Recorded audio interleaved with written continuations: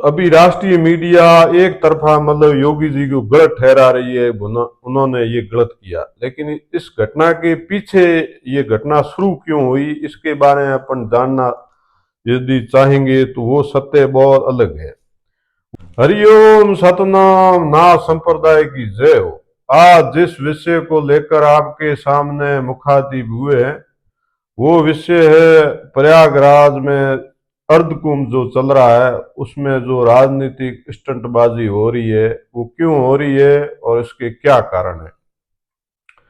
सनातन धर्म में सबसे बड़ा धार्मिक कार्य, सबसे बड़ा धार्मिक मेला का वो कुंभ और अर्धकुंभ होता है, जिसमें संपूर्ण विश्व से जो भी अपने हिंदू धर्म को मानने वाले लोग हैं वो आते हैं, अपने धर्म कर्म के अनुसार पूजा पाठ करते हैं।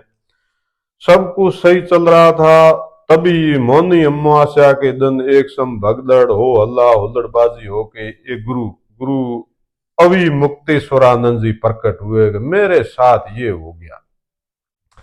अभी राष्ट्रीय मीडिया एक तरफा मतलब योगी जी को गलत ठहरा रही है, उन्होंने ये गलत किया, लेकिन इस घटना के पीछे ये घटना शुरू क्यों हुई इसके बारे में अपन जानना यदि चाहेंगे तो वो सत्य बहुत अलग है।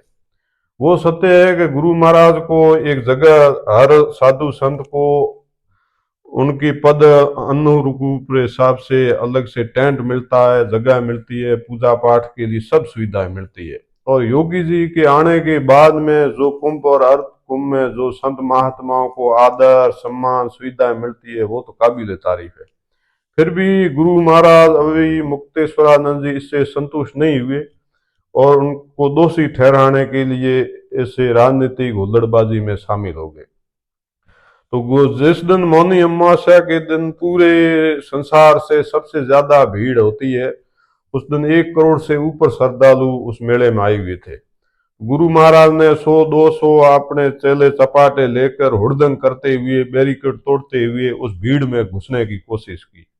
साधुवाद उन अधिकारियों को है जिन्होंने मतलब समय पर एकदम सजग प्रकट होकर इस दुर्घटना होने से रोका। अब आप पूछोगे दुर्घटना कैसे? अब 200-300 हुल्लड़बाजी करते हुए यदि उस भीड़ में घुस जाते तो भगदड़ मचनी थी, और यदि भगदड़ मच जाती तो बच्चे बूढ़े बुजुर्ग कितने मतलब लोगों की जान जाती, 1000 से ऊपर मतलब कैजुअलिटी होने की आशंका रहती। लेकिन अधिकारी बहुत सजग थे, उन्होंने इस घटना को रोकने के लिए गुरु महाराज को रोक दिया।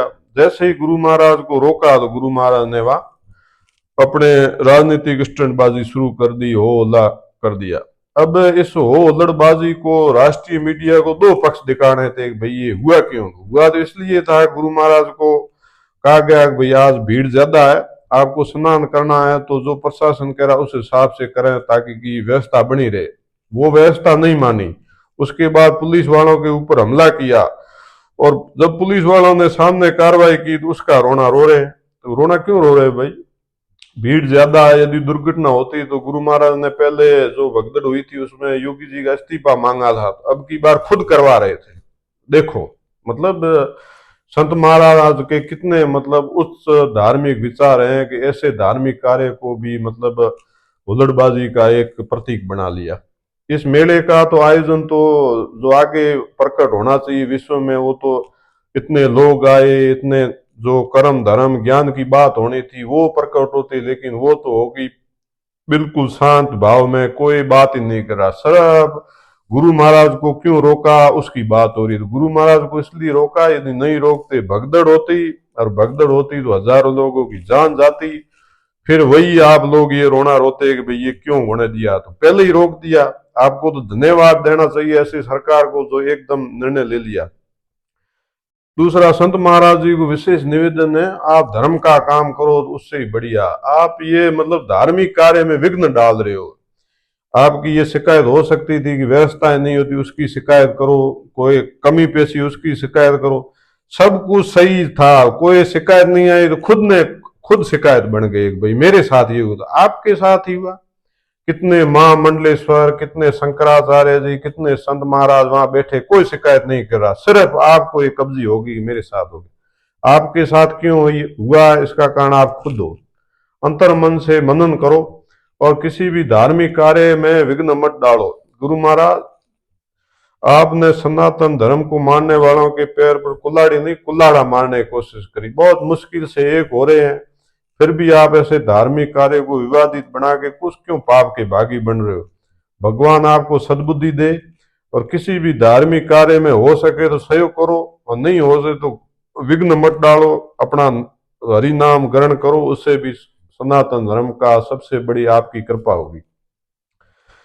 आज का ज्ञान यही अपना विराम देंगे, लेकिन इतना जरूर मतलब निवेदन करेंगे कि सभी शांत महात्मा आगे आकर इस मामले में सब मिल बैठकर इसको एक सनातन धर्म की पंच पंचायती के आधार पर निपटारा करे।